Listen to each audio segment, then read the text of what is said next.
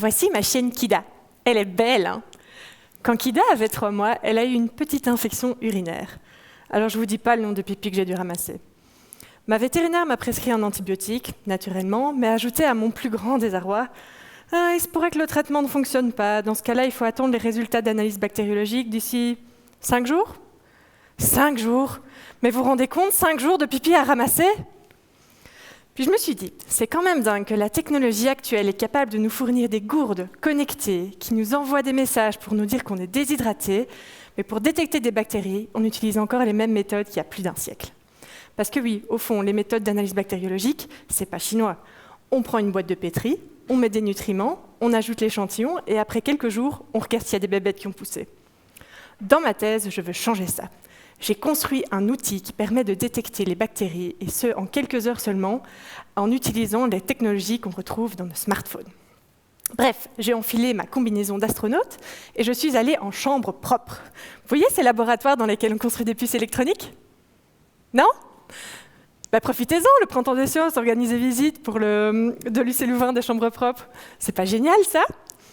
Bref, j'ai enfilé ma combinaison, je suis allée en laboratoire, et là, j'ai utilisé les mêmes matériaux et techniques de fabrication qu'on retrouve dans nos puces électroniques pour faire un filtre intelligent.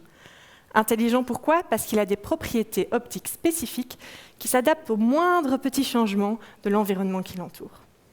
À côté de ça, j'ai également sélectionné une protéine spéciale, nommée endolysine.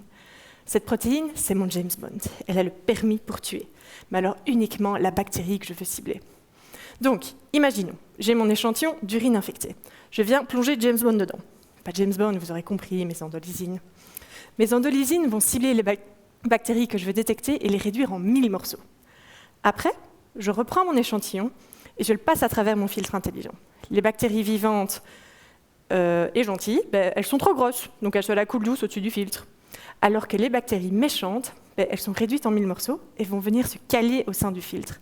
Une fois que les morceaux sont là, les propriétés optiques du filtre vont changer. Et ça, je peux le mesurer avec un simple équipement conçu d'une lampe, d'une fibre optique et d'un spectromètre. Rien de plus facile. Et le mieux dans tout ça, c'est que je mesure mes bactéries en moins de 2 heures. Et oui, moins de 2 heures, vous m'avez bien entendu. C'est quand même bien mieux que les 5 jours qu'il nous fallait avant, non? Ça m'en aurait épargné des pipis à nettoyer, je vous le dis pas. Et puis, avouons-le, un capteur à bactéries, c'est quand même bien plus intéressant qu'une gourde connectée, non? Merci.